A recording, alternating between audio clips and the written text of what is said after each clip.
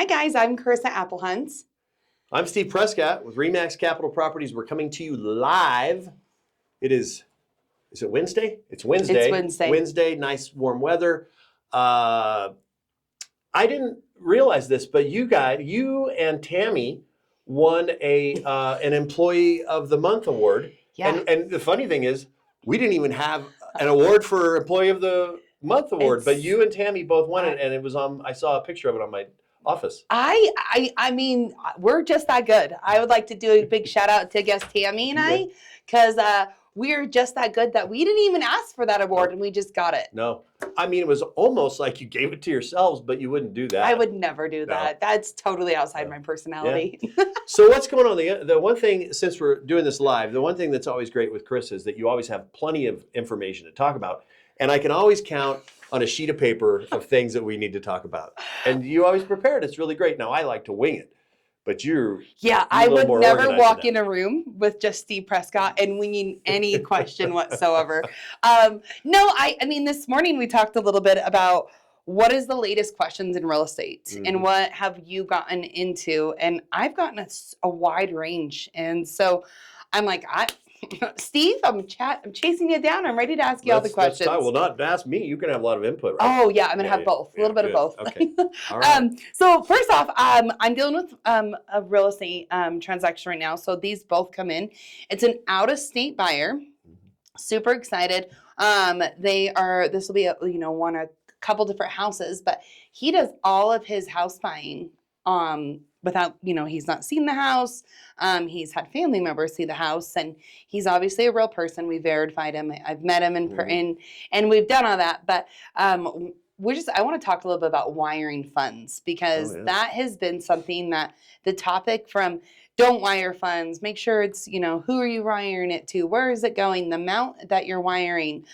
This is a cash buyer, and this is over $1 million property. And so there's a lot to go into that. So I want to kind of pick your brain on let's start off with earnest money and wiring funds, and what's your thought on it? Well, it's really crazy now because the scammers are just rampant everywhere, right? So we have a common thing in the real estate industry that we're dealing with, where we'll get these folks that they'll reach out to us and they'll say, hey, I'm interested in your listing and I want to have a Zoom call meeting with you or something like that. And so, a lot of agents, it feels pretty normal, like it's a real person, right? Because it's not just someone hiding behind an email. Right. This is a real text. They want to talk about your listing. Or on Zoom. So they want to talk about the listing, but they do this Zoom meeting, or what's the other one, like Google Meets? Yeah, Google Meets, and then even on your website, they'll go out as much as give you that information too. So they'll say, we want to have this meeting, and then they send you the link. It's like the Zoom link, right? And so you think, oh, here's the Zoom link. I get on the call, I set up my computer, I get on, and then the next thing you know, as soon as you click in this link, they have access to your computer, all of it, and they have access to your email. And so what's happening in our industry is that those people are gaining access if they can get in, and people fall for that, and they shouldn't, but they do. But they do. And they get into your email and they start wiring out to our clients, or they start emailing saying, hey, I need you to wire these funds for this closing. We need another deposit, or whatever it's, or here are the new proceeds you need to send us. Wire it to this account. And that's coming from like the agent. And so that's working for some of these scam people, and it's horrible. So I think the most important thing is you really need to verify and who educate. you're talking to. Yeah. And I think that's kind of where I'm at. Where is the money going? Is it 100%? Are you just getting a random message that says wire funds to this amount, to this location? Did you confirm the amount? Did you talk to the agent? Did you talk to the other agent? Did you talk to title company? Where's those funds coming to? I mean, even going down to lending, because it's happening within lending as well. Right. So educate yourself before you do any wiring. I mean, it's educate, and make sure that you're just not going in and just giving out all your information. Yeah. I mean, it's easier said than done. We've done it all over with our banks. I've done it where it's like, don't hit this. It's fraud. And then what do? Is I hit it. And I'm like, oh my gosh, they have all my stuff now. Yeah.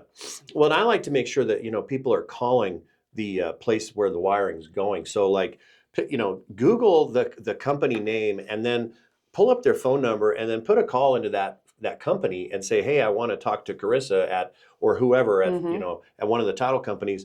Have that conversation so you can verify it's a real person, a real place.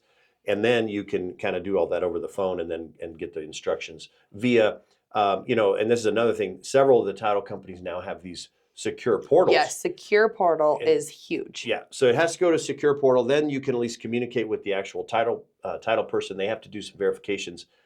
I've never done the verification like to do the on that end of like selling or buying to do the secure portal, but I see it and hear it all the time. So I think it's pretty easy, and they get in there, and that's really helpful for everyone to do that secure portal. So I would say with wiring funds, number 1, make sure that you're educated. 2, you find a secure portal if it's something that you're worried about. And 3, make sure you educate yourself. Do you know where your funds are going to? Do you know why you're sending them? Have you talked to the agent or the lender and confirm those? So yeah.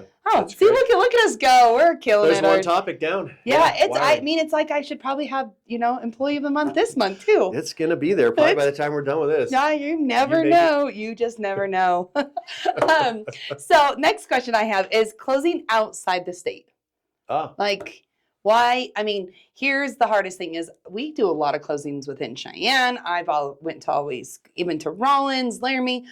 But how do you close outside the state? Let's say my guy that he doesn't want to come to Cheyenne. How do you get him to close outside our state of Wyoming? Well, so, a lot of it may depend on if they're financing or if they're just cash. So cash is very simple because it's so much of the signatures and that can be done electronically, and that's very easy, like a DocuSign sort of thing. And then you work with wiring and you get it wired, you do your DocuSign, and it's pretty simple as well with the agent and all the paperwork. So that's pretty simple. I think it gets a little more challenging with lenders and financing. Agreed.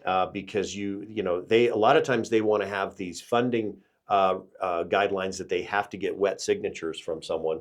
And so there are some solutions around that. I think they're, I'm trying to think of the term now. It's like remote online notary. RON? Yeah, R-O-N? I think so. And then they can also, it's going to take a couple more days, but just, if you're wanting to close on, let's say, the 22nd, you're going to have to get your funds set. You're going to have to get your paperwork sent. You're going to have to make sure that you can get everything out there, and then you can go and sign. I know. I mean, I enjoy working with multiple different title companies, but having one that is located elsewhere makes life really easy. And the bigger cities, bigger title companies are going to have solutions for that. But maybe you're going to be buying in a small town in Wyoming. And those title companies, maybe that are it's kind of a mom and a pop abstract company that'll still close. So in the old days, years before, we used to actually have to just do everything through FedEx and express documents. So you had to plan for that to make sure you had a few days ahead of time to get all the expresses out to the buyers or the sellers. They sign in front of a notary. They package it all back up and ship it back out. And so that may still be needed depending on where you're closing. If it's in, I don't know. I mean, I just had one in Rollins. Rollins? Yeah. The Rollins? I mean, what's a small town? Let's go Encampment. Encampment. That's a good one. KC, Wyoming. That's pretty small. Saratoga. No offense to these places, right? Yeah, no, not at all. But if you need an agent, you can still use us here. So there's a lot I think it's just mostly communication and kind of planning for those out-of-state buyers and sellers. But boy, we sure do it all the time. And it's becoming more normal. Planning all the things. So then that kind of runs into is buying a house in a trust in the name of a trust. So what do you need for that? What's that look like? So you have to do a little checking with a lot of times if you're going to be doing some financing and you're going to get a mortgage, a lot of times banks will not want you to have or allow you to purchase in the trust. Okay. Or an LLC. So it just kind of depends on the lender. A lot of times the secondary market, which means maybe it's a mortgage broker that sets everything up and then they sell that mortgage out to the secondary market. They don't like to see things in a trust or an LLC. So a lot of it, you may want to check with your financing. How you're going to do that. If it's a cash transaction, you typically can buy in a trust or an LLC. So you just are going to have to provide your operating agreements for that trust or the LLC. Are you talking about trust or LLCs? I think this one, we're doing trust on this one, but it's very similar. Yeah. Yeah. So you have to have an operating agreement for the trust and the LLC, and whoever is going to be helping close that. So one is the agent should get a copy of that so they know, and I can verify. You get a hold of me and say, hey, I'm going to buy this in my trust or in my LLC.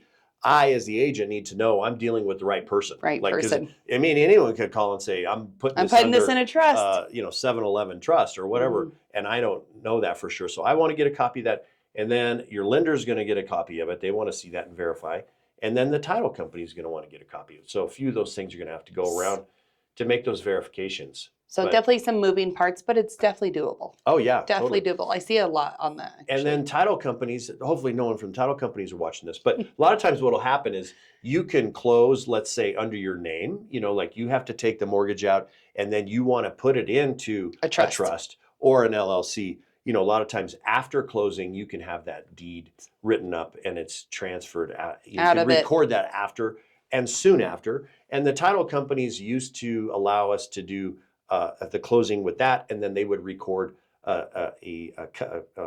like a out of generosity, record the next deed. I think they have a name for it.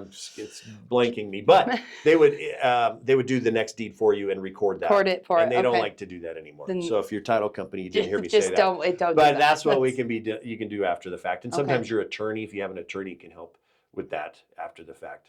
So Perfect. now you have some buyers that are out of state, right? So you're dealing Yeah. with some of these things right now. Yeah. I'm actually, all of these came from a lot of the questions. And so I've actually had the chance to really work with a couple different buyers out of state. And it's been cool because we are doing a revocable trust and that's going in one of the houses. We're doing that. And then closing out of state is the same one. But wiring funds and kind of getting that started, it's been something that I've dealt with. Actually, coming from Colorado, I've dealt with a lot of my buyers, just wiring all the funds and really working with a local lender here. And so it's easy to transition those. So it's been cool to see, having them all come together. But So are these people, they're not coming out to look? No. So do they have some people looking for them? Yeah, so we have I have a couple different buyers, but so one of them is of their families here, and so we've been looking with their family, and so I met with them first, actually almost a year ago, during Frontier Days, and then they came out, and then this is the second time that they've been out, and so we've been showing their properties with their family. And it's tough, sometimes we'll have folks and they don't have someone to look at a property, so we're walking around, FaceTime videoing, we're trying to send them videos, whatever we can to help them get a feel of that property. But it feels a little weird, like you're hoping, man, I sure hope you like this, because when they make an offer, and if they haven't seen it, there's a concern there I have as an agent, and we go, make sure that you are going to be comfortable making this offer. A few things you can't tell, like smells. They can't smell. Like I have a pretty good nose. Some people don't. We have an agent here. He doesn't have any sense of smell, and he used to work with a police company, and they would put him into these crime scenes because he couldn't smell. So like, if I can smell. Like I don't want to call him out, but like he'd have a hard time smelling. That's something you can't see on a video or see what's going on there. So smell's a big one. But everyone has a different perspective or perception of what the property is going to be like. And so you may have to, as you're going to go to this place to show it, you may be driving down a road and you go through a kind of an industrial area and they don't know that. And so it's really hard to get all that information relayed out to those people. Well, and I think when you go through the situation, what I'm now learning is it's 100% when you start driving in there and you communicate there, but your listing, you're sitting there and you're going through this listing. It's not a 5 to 30 minute walkthrough. This is an hour and a half that you're there because you're going through every video. You're sending them. It's a FaceTime. They're going to see it in real time with you, walk it, smell it, walk through it. And then I go back through and I do a whole video. And sometimes I realize that I'm like, did I say that twice? Did I send the video twice? Did I get those lights? Did I touch base on the new windows? And so I kind of second guess and I go back through again. And so when you're thinking about dealing with a lot of the out of state, I mean, it takes a lot more time and a lot more effort to really work. So on that too, just as a strategy, if you're in that situation, I have found a few things that work really well. One is a lot of times people will say they don't have anyone here to look. And I'll say, well, are you moving here with a job? And a lot of times they are. And so I'll ask them to see if they could get someone that's at their new place of work to maybe meet with me and we can go run through that, because it's really great to have a whole nother perspective from someone that's disconnected from me. And so that's great. That's an option. A lot of times too, there's also a strategy of, maybe they're really certain that they want to buy this property. And so it's okay to engage and make an offer, and you could even make it contingent upon them coming out at a certain date and checking it out. There's also some inspection period that we have to go through. So they have a little bit of time they can build in there Little wiggle room to Yeah, make absolutely. sure that it's, you know, going to be the right place. But boy, it's really important to actually get eyes on it. Puts a lot they on can. your pressure, a Oh, lot of yeah. pressure, a lot of pressure. So, well, thinking about pressure, I want to ask you a little bit about what's your perspective going into seller credits versus price reductions right now in our market? Oh, so what do you mean by that? Like, Well, I expand want on to that. know if you're dealing with a buyer, and then we'll turn it and work with a listing. Uh-huh. If you're working with a buyer, I just had a couple different scenarios where they were only wanting price reductions, but in the long run of things, their biggest goal was to get the price down per month, where their monthly payment was lower. So having credits made the most sense for them. So I mean, working with that. So how do you help your buyer with that situation? Well, so I think it's up to them, and what I think they have to choose. Yeah. What's more important for you? Is it more of getting those credits? Is it better for you to have less out of pocket and have those credits because you may have to pay a little more and kind of finance that in? They're going to pay for it at some No point, matter right? what they're paying for it. But it just depends, I think, on what the best strategy is for them. I'll give you an example. My daughter just bought a home in Midland, Texas. And, you know, she's fresh out of college. She doesn't have a big bank account, even though sometimes she spends money like she has a big bank account. But no, she's really pretty good. I shouldn't throw her under the bus. But, you know, it was really more important for her to find a seller that could maybe pay for some of those closing costs. Yes. And not be, sometimes sellers hang up on that though, too. Agreed. So, you know, I've worked probably 70-80% with sellers compared to buyers. But a lot of sellers, it's more the principle of things, how in their mind they're going to work this through. And they do not like to pay for buyers' closing costs. It's it's the principle of it, whatever it is. It's almost like they're giving free money away. Yeah. And I just tell them, you need to back up and look at this. This is a business transaction. And it all boils down to the bottom line, which is how much money's coming out of this transaction. I don't care if it comes out of here, here, here. It all boils down to this number. So it's sometimes hard for them to adjust and to see that. But so for the buyer, I think it really is situational of what's the best for them. Now, we could also talk about like what's best for sellers if they're looking at, and that's where I thought you were going initially was, is it offering a credit or an allowance better than just doing going the to that price same reduction? price? Yeah. So what do you think? I think we have to talk about market and house and is there showings? I think it's going to have to be, you're going to have to be education, right? And so for an example, I just had a house that we did a price reduction of $15,000. We were getting 7 to 8 showings still in the week. It was a great showing. And we got an offer and it was a price reduction and it was seller credits. And I think we were just not there connecting on that number. And so I just explained me working, you know, with my sellers. I said, we're getting great showings. We're having great feedback. We just did a great price reduction. I said, it's your choice of where we sit, but right now we're so close to getting another one in. And we ended up going under contract with, you know, some great, little bit of seller credits, but nothing too crazy. And so I think you have to come up with a game plan before you list. What's your right? If you don't have it, if you're not sitting with your agents and you're not selling, your listing is going all over the place where you're going to drop 5,000, you're going to drop 10,000, and then I'm going to offer you $10,000 in concessions. I'm going to ask what's wrong with the house, like what's happening here, or I'm going to ask like, did you not have a plan in the beginning? Like, was there no plan in the beginning, or what's your ultimate goal here? And so I think it has to go per house, per family, per listing. And really has to go into what's the showings look like?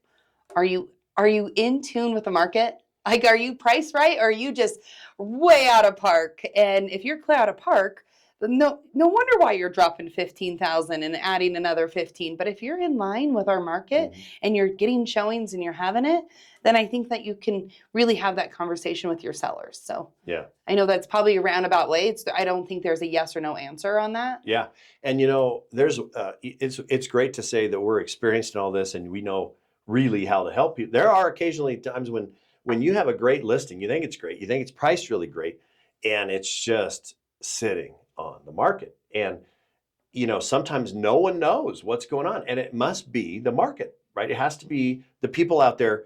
And I always, say if the dogs aren't eating the dog food, you got to switch something up. up. So, Yeah.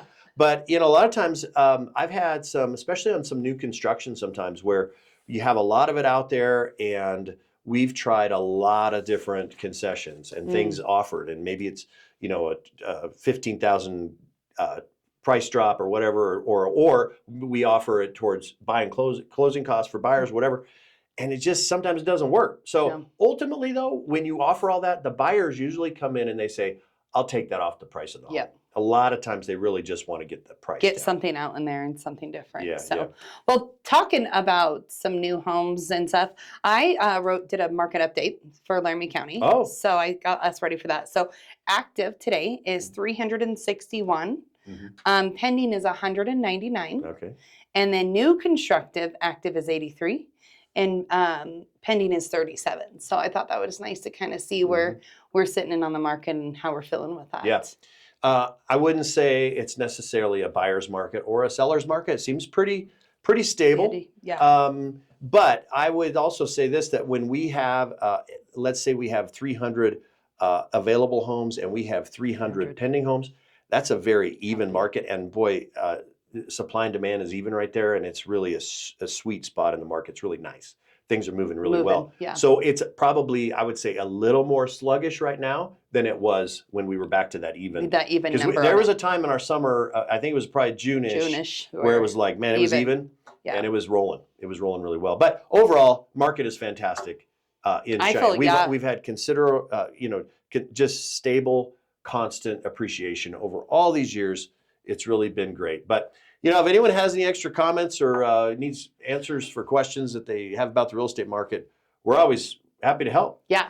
And I'm Cherisa Applehunt, and I asked last weekend, Steve, did you watch the video last weekend? No. He probably didn't. I watched the first part. And then not the last 3 minutes? Okay, No. so I'm going to keep him out of it. So remember our question from last weekend. So if you didn't watch it, go back. I need more ideas. Just send them to me. You'll have to watch the video to find out what I'm asking for. So thank you guys again for being with us for the live at REMAX. And yeah, have a great week. Have a great rest of your summer that's coming up here. It's getting close to school starting back for a lot of folks. Summer's coming to an end, or it feels that way. But have a great week. Awesome. Thank you guys.